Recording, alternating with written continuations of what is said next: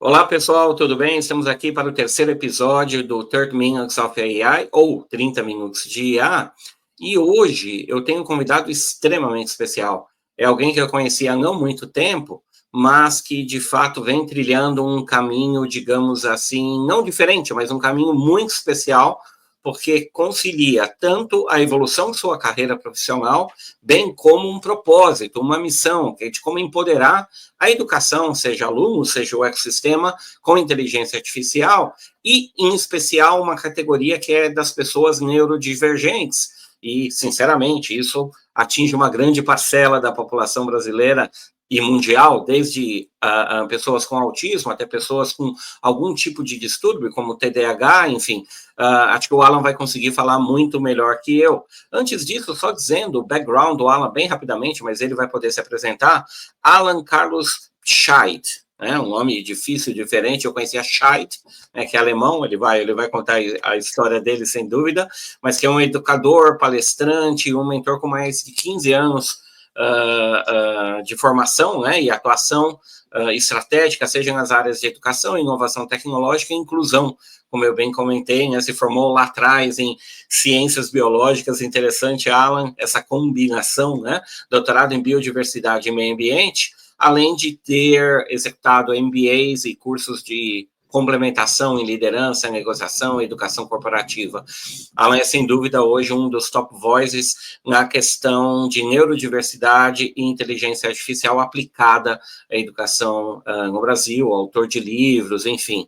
Mas, sobretudo, alguém que, pela conversa que nós tivemos nos bastidores, está se reinventando e que tem uma trilha muito parecida comigo e com quase todos nós que vivemos esse mundo transformado pela inteligência artificial e o ecossistema de pessoas ao redor deles nos últimos 2 anos, como eu disse. Alan, bem-vindo.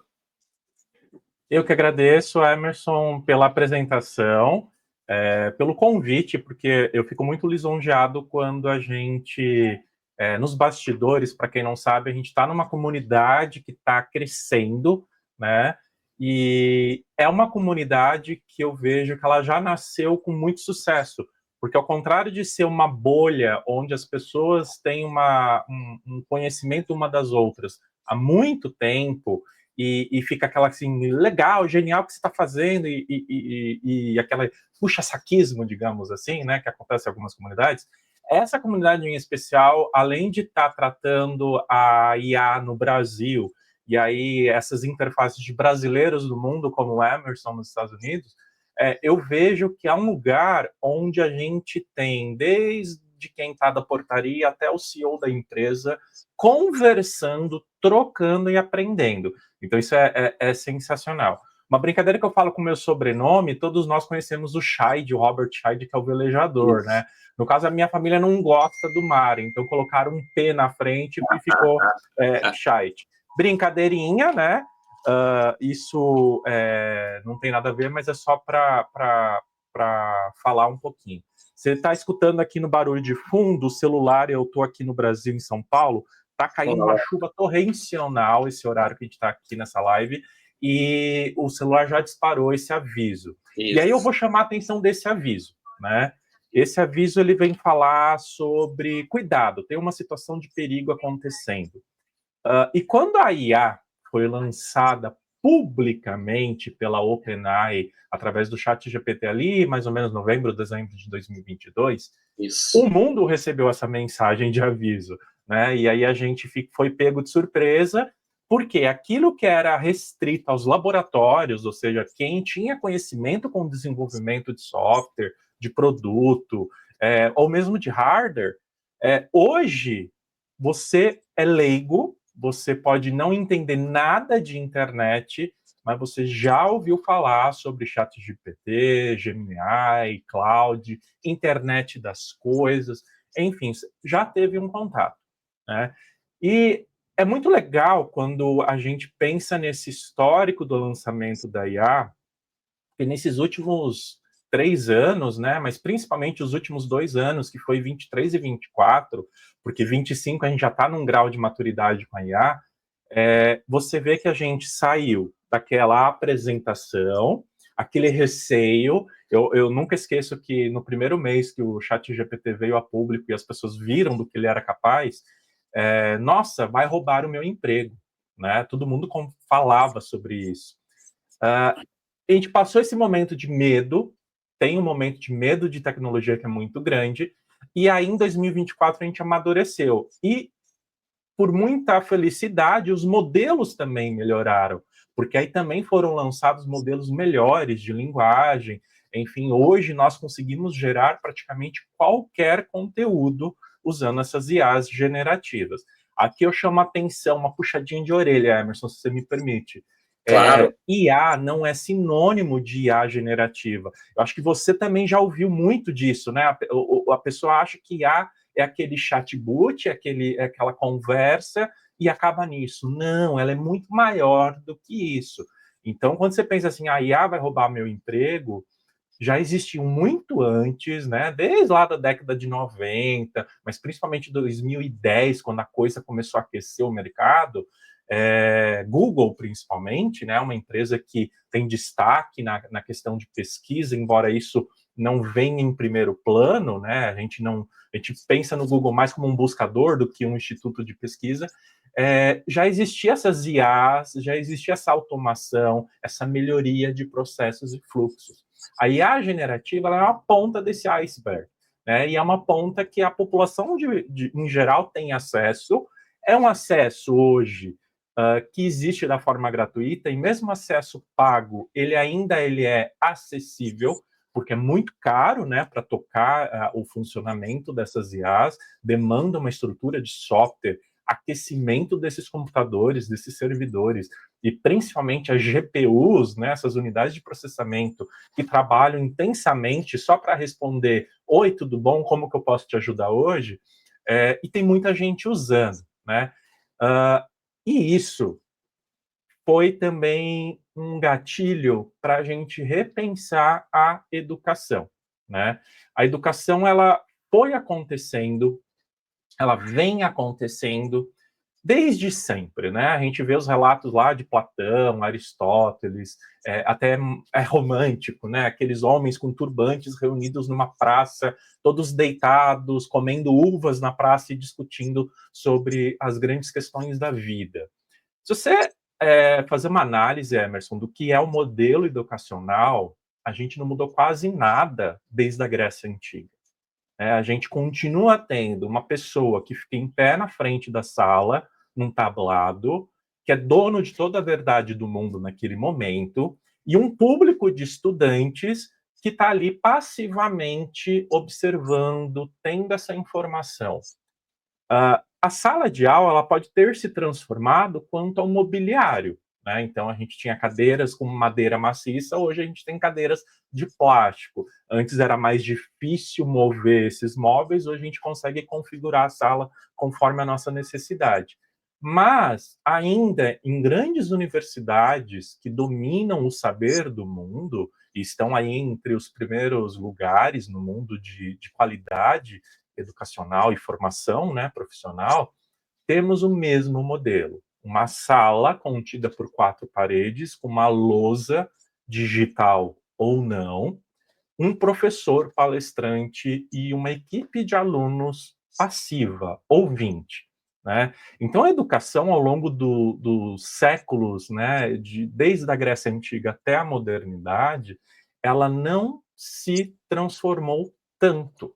A gente tem importantes pensadores, educadores, como Paulo Freire, Piaget, Montessori, mas dentro de um universo de 8 bilhões de seres humanos que tem hoje no planeta, é muita pouca gente, né? Falta pensador, falta educador definindo o que é a educação hoje em dia. Quando veio a IA generativa a público, aqueles professores que não tinham contato com as ciências da computação, ou seja, não conheciam esse universo de IA, eles se assustaram. Né? Meu Deus, vou perder meu emprego, o que está acontecendo? Por quê? Porque ainda hoje, né, quiçá 2025, nós temos pessoas que se colocam como educadores que acham que educação é ser dono da verdade, como se o aluno não pudesse questionar esse conhecimento. Eu já vi colegas em fóruns por aí falando assim, olha, estou chateado porque o meu aluno me confrontou o que eu tinha ensinado em aula.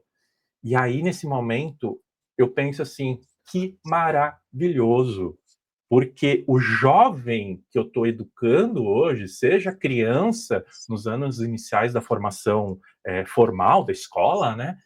Ou mesmo o jovem adulto que está na educação corporativa, os nossos funcionários, os nossos liderados hoje em dia, são pessoas que vão assumir o nosso trabalho amanhã.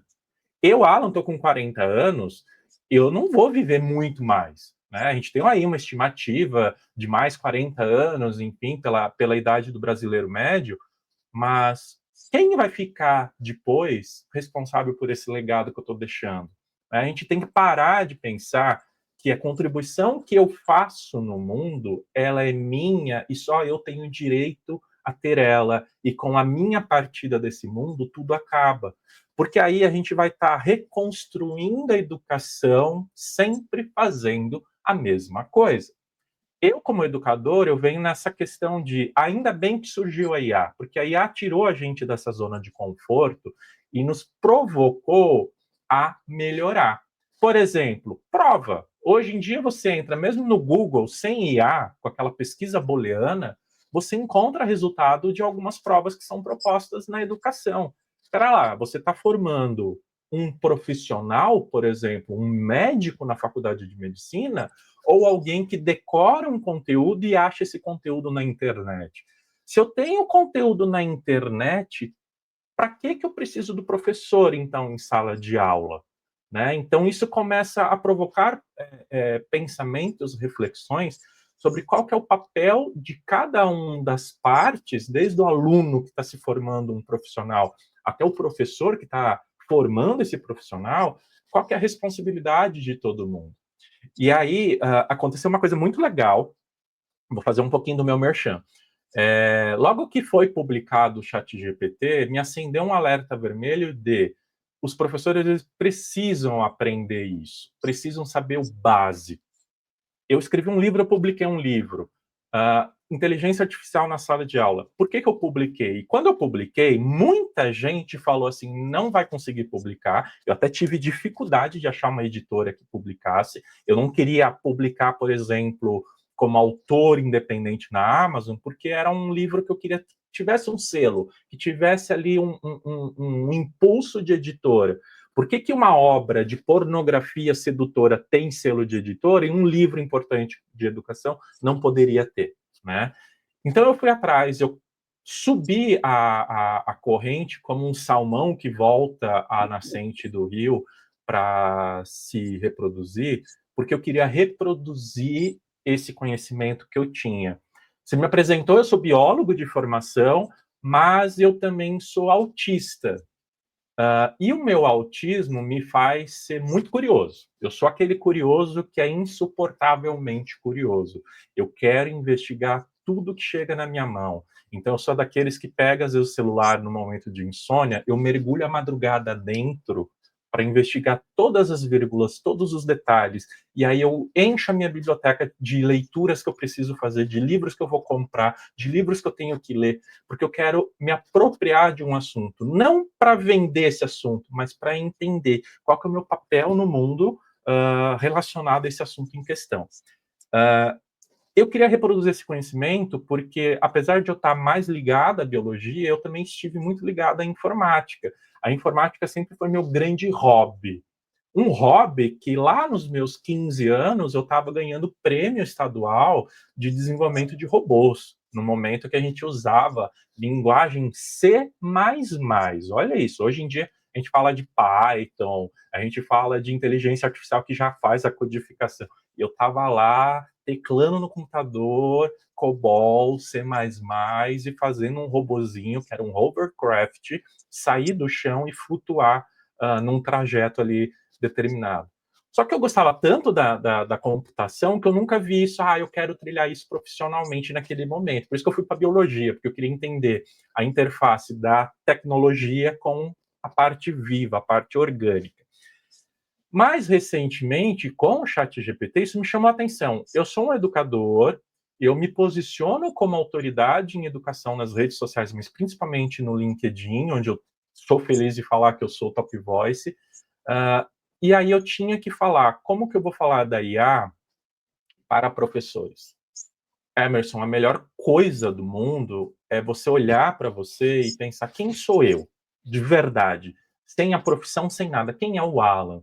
E o Alan é autista. Então eu pensei assim, eu vou escrever um livro da mesma forma que eu compreendo o mundo, sobre a forma que eu compreendo a inteligência artificial. Então, meu livro é um livro super gostosinho de ler.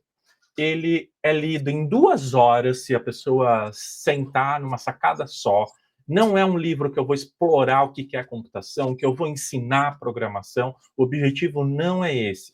É um livro que conversa com professores, com pais de jovens em idade escolar, com estudantes universitários ou mesmo profissionais da educação corporativa que querem entender como que eu faço o paralelo entre a didática, a pedagogia, com esse universo da IA generativa, que até então, para esse grande público, é gerar imagem violando o direito autoral de estúdio famoso, né? Então, assim, eu não quero que seja só o entretenimento, eu quero também que seja o aprendizado, que a gente aprenda, que a gente coloque na prática tudo aquilo que a gente entende como aprendizado ao longo da vida. Perfeito, Alan. E emendando já no que o seu livro se refere, os impactos da inteligência artificial na sala de aula, mas eu queria extrapolar um pouquinho para como hoje essa geração, que como você bem disse, daqui a uma década e meia, vai estar na liderança, e nós já vamos estar aí próximos aí de nos retirar, né, de aposentarmos, mas quais são os impactos que você vê de fato na prática? Então, positivos na sala de aula, seja para o professor, seja para o aluno.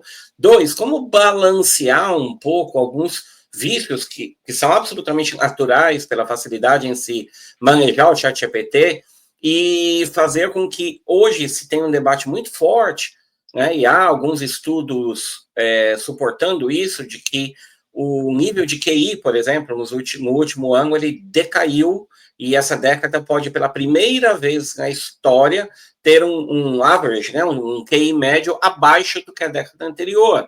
Então, a minha pergunta é, do ponto positivo, né, e do ponto negativo, se mal conduzido, se mal orientado, eu acho que a família, os pais têm um papel muito importante, porque o desenvolvimento cognitivo é fundamental. Se voltarmos aos tempos lá da digitalização, do celular, eu, né, tenho 55, sou 15 anos mais velho que você, então eu convivi 25 anos da minha vida sem telefone celular, né? Eu tinha que decorar o telefone dos amigos, dos parentes, né, de alguma paquera, enfim.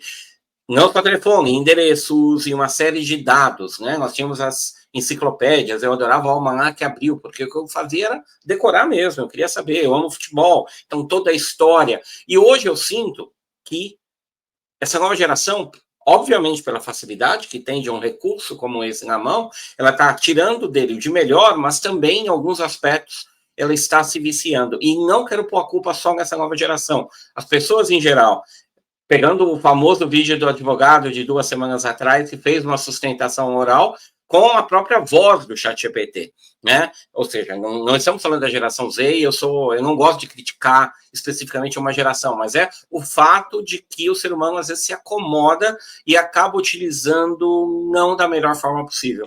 E aí eu queria entender a tua visão sobre isso, Alan. Perfeito. A gente é muito interessante, porque o papo geracional, geralmente, ele é colocado na mesa pelas pessoas. Eu vejo muito isso na mídia, pelos comunicadores, como se fosse uma justificativa, principalmente para as falhas, né, as falhas que nós temos na sociedade. E aí a gente esquece, eu acho que isso não só no Brasil, mas em outras nações do mundo, a gente tem um efeito amnésia muito grande.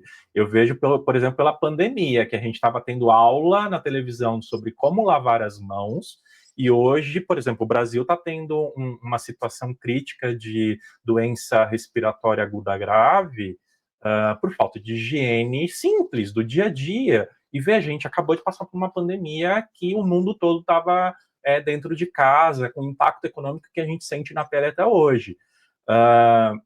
esse efeito amnésia, ele faz com que a gente olhe, por exemplo, para a geração Z, e eu já começo a observar a geração alfa, já tem gente falando mal da geração alfa, que é a próxima geração depois da Z, como se esse povo não tivesse interesse nenhum. Um exemplo que vem muito claro agora na mente é do Excel. Né? De vira e mexe aparece alguém falando assim, olha, eu contratei um jovem, mas a pessoa não sabe nem usar o Excel, nem sabia o que era o Excel. Claro que não sabe. Emerson, eu quando era adolescente, o meu pai ele comprou, criança, adolescente, meu pai comprou em prestação o primeiro computador em casa, a década de 90, era 93, 94, a gente teve o primeiro computador. Era comum todas as casas, todos os lares ter um microcomputador, aquela estante de vários andares, geralmente numa cor clara, breguíssimo hoje em dia, mas era o centro da sala, ao lado da televisão, que é um outro problema, porque a gente vem de gerações, principalmente geração X e a minha geração, que é a geração Y ou Millennial, onde a televisão também era o centro da comunicação na sala. O que aconteceu logo em seguida? Surgiu o celular, a tela touch, principalmente.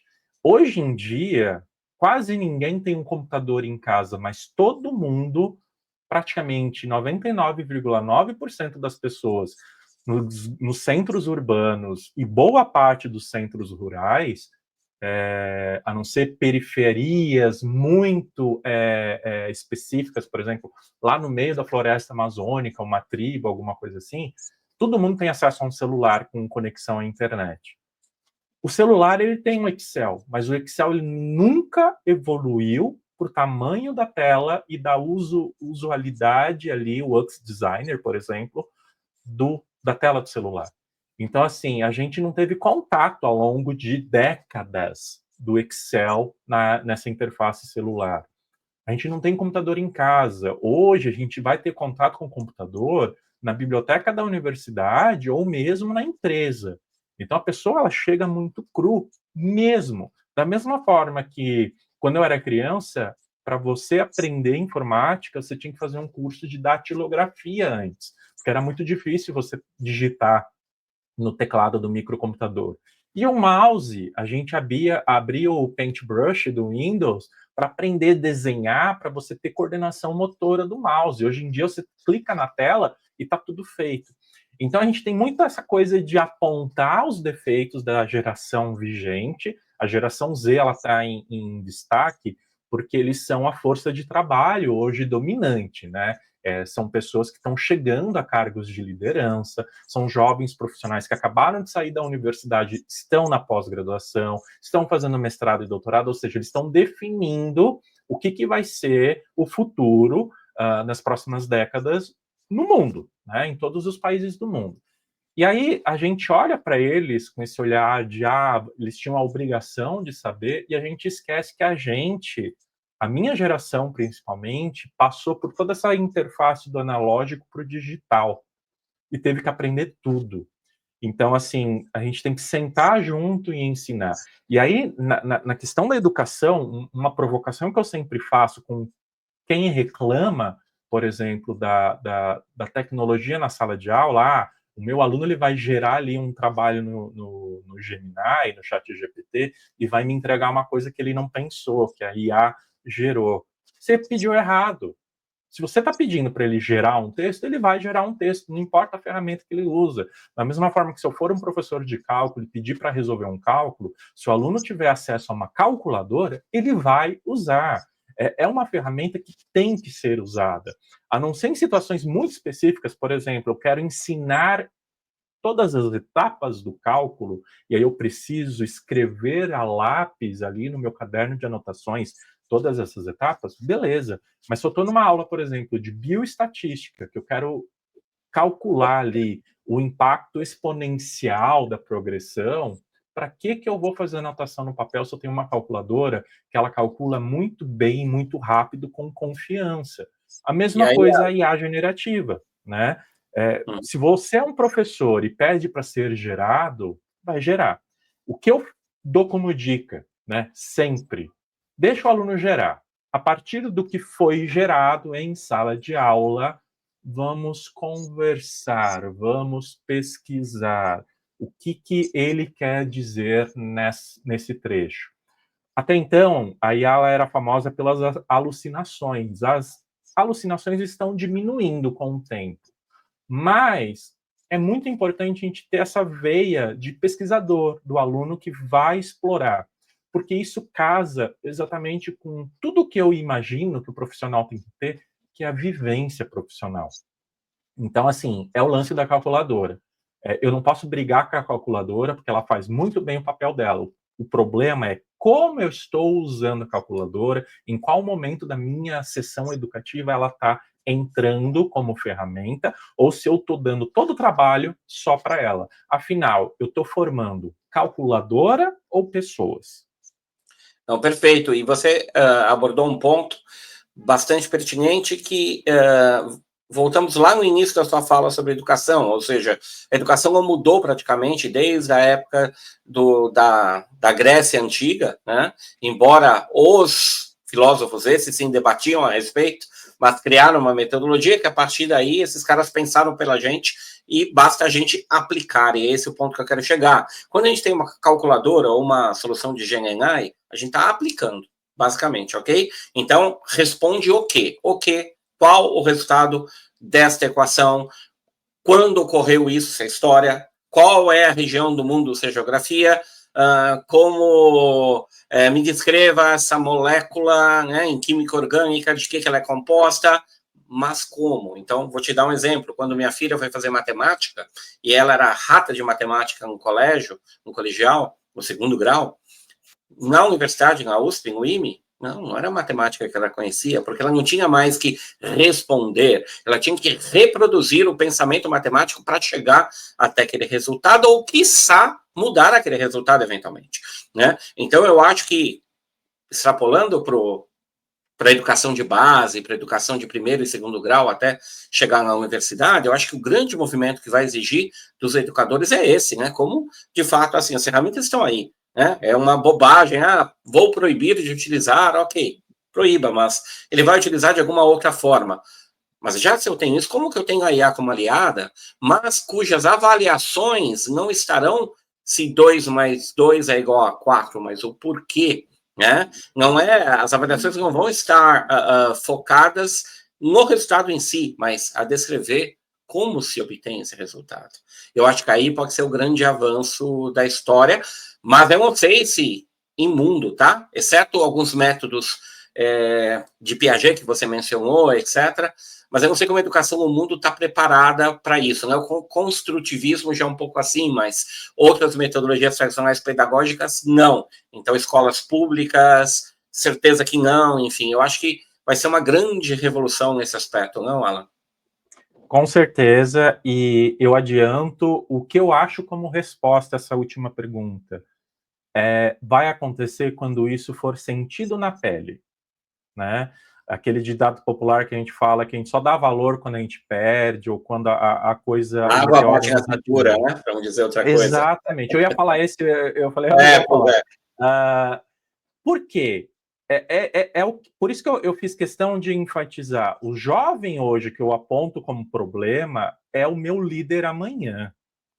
É o líder que vai estar produzindo, que estará movimentando a economia, que estará sendo político, virando governante, escrevendo leis. Se eu olho para esse público com desdém, eu estou fazendo um desdém do meu futuro como um todo. Então, assim, eu, Alan, quero um dia me aposentar, estar sentadinho na minha cadeira lá na frente de um lago com uma varinha de pescar, com toda a paz e tranquilidade, sabendo que os jovens que eu formei estão cuidando do mundo naquele momento, né? Então, é isso, é quando a gente sentiu, o Brasil já sentiu em alguns períodos, principalmente na força tecnológica. A gente é um país que exporta a laranja, fruta, e importa a bebida suco, sendo que a gente poderia estar produzindo o suco aqui com qualidade. E isso é uma metáfora que eu estou falando para tudo de tecnologia. Quantos gênios de tecnologia estão fora? A equipe do Facebook, que hoje é a Meta, tinha um brasileiro ali junto, criando a rede social. Então, assim, DeepMind, Matt Veloso, que é o exato, líder. exato. Assim, o potencial nosso é enorme, né, de inteligência. O brasileiro, ele é inteligente, mas a gente tem que cuidar dos nossos pares, a gente tem que cuidar dessa educação.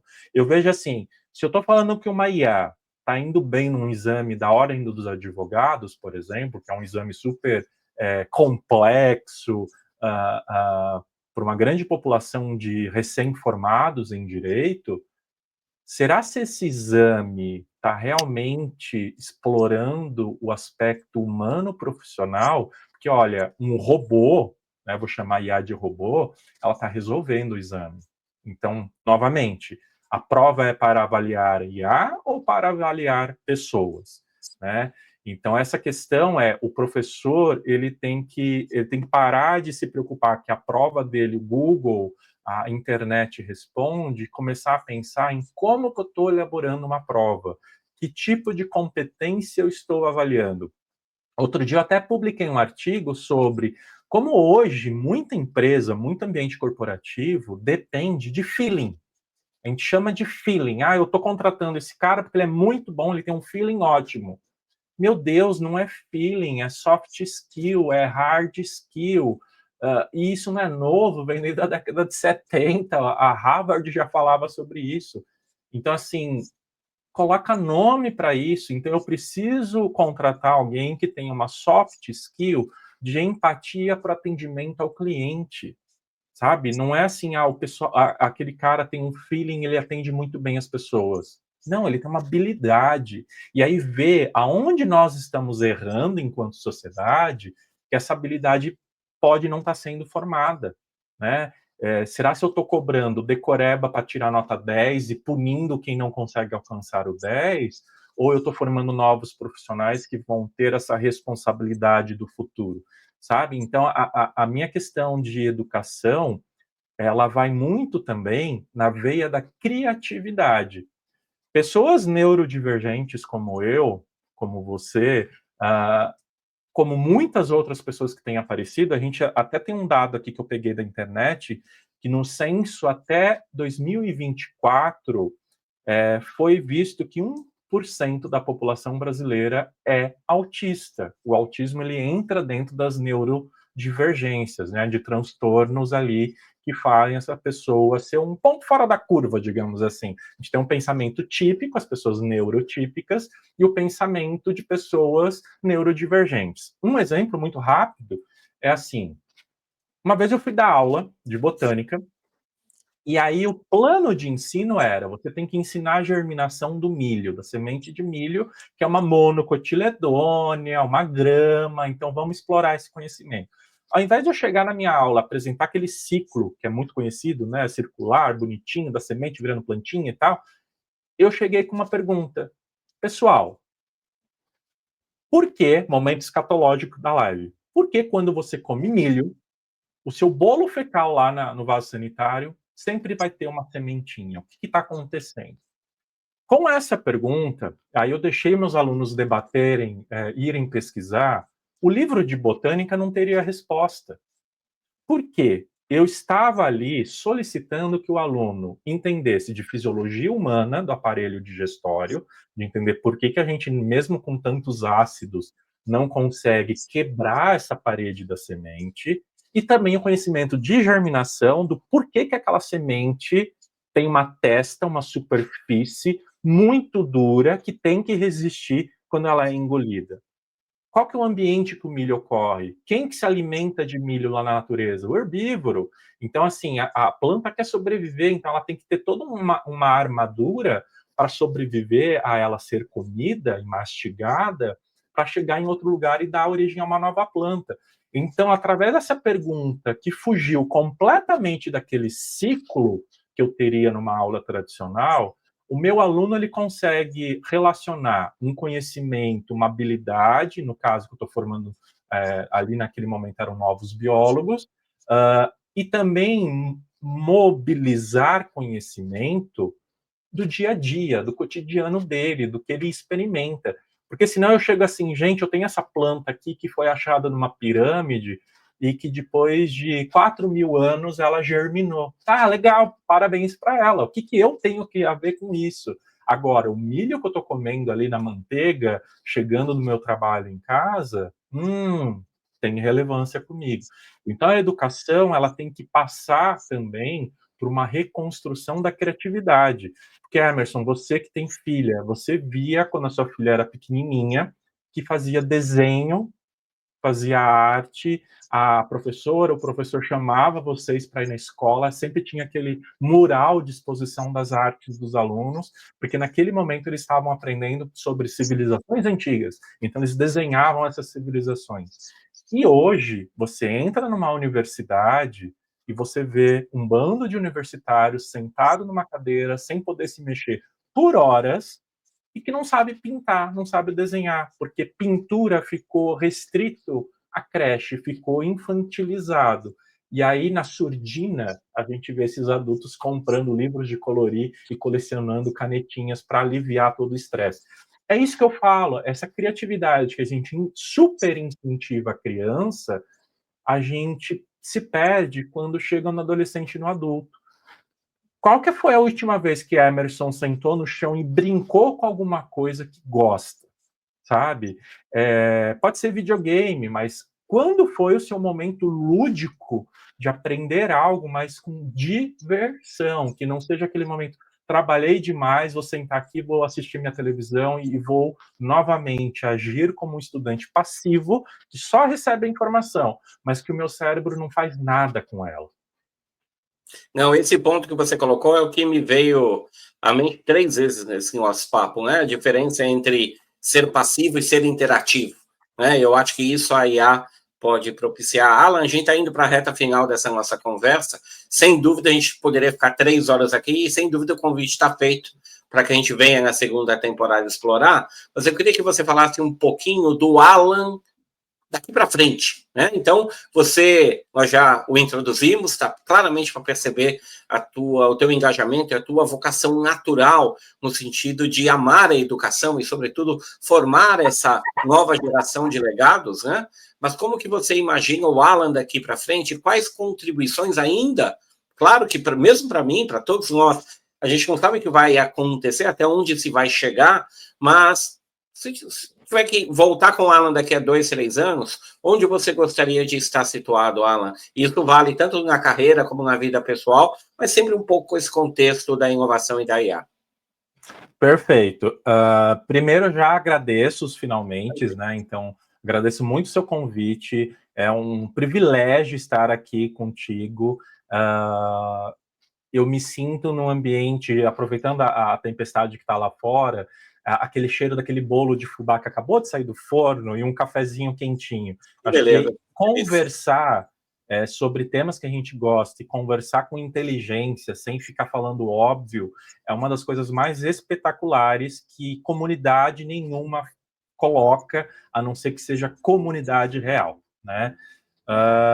O Alan, eu venho de uma vida onde eu sempre fui o esquisitão. O meu laudo de TEA, ele aconteceu há 2 anos atrás. Então, há 2 anos atrás, eu deixei de ser esquisito e passei a ser o autista esquisito, né? Por que eu brinco com isso? Porque uma vez que a gente se conhece melhor, a gente começa a ter ousadia para que o mundo nos conheça também. Então, eu faço um movimento de ser uma autoridade que fala publicamente, que vem aqui fora, que dá as caras, porque eu sei que tem professor aí que quer falar alguma coisa, ou mesmo neurodivergentes em outras profissões, que eu também lidero esse público, que gostaria de ter um local, uma plataforma para falar e ainda não teve oportunidade.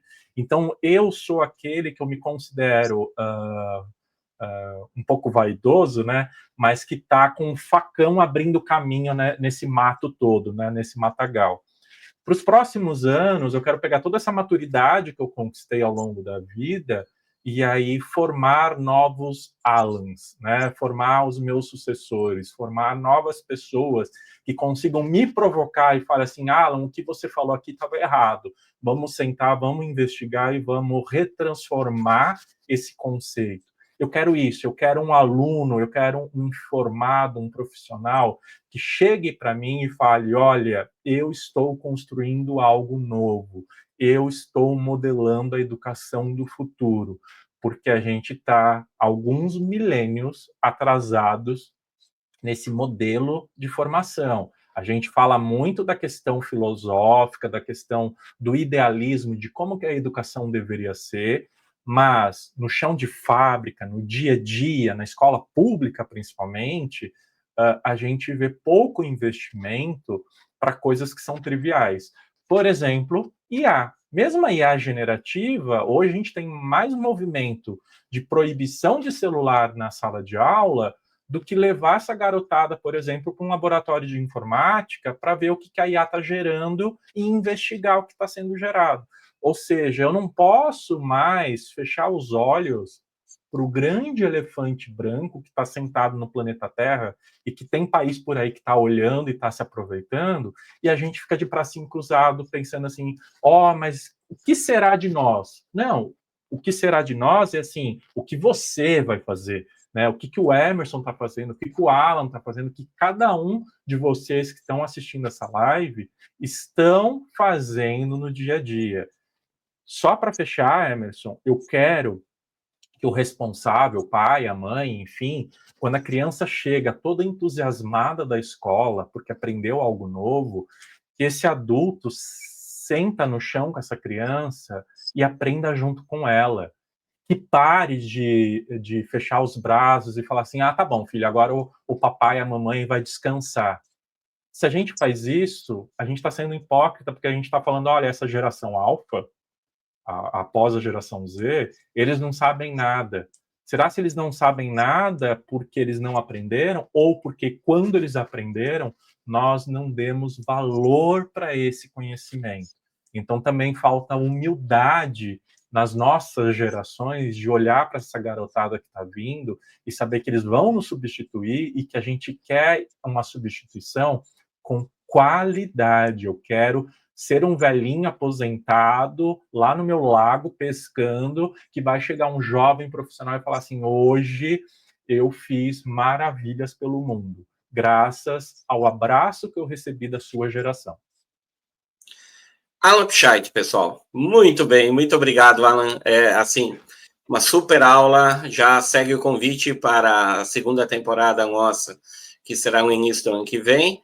E, pessoal, aguardem os próximos episódios. A gente vai estar aí com uma série de profissionais, não apenas dos setores de inteligência artificial, mas também no varejo, também focados na educação, como o Alan, o entretenimento, o audiovisual. Fiquem ligados, toda segunda-feira, às 19 horas, um novo episódio. Alan, uma vez mais, muito obrigado e até breve. Obrigado, pessoal. Tchau, tchau.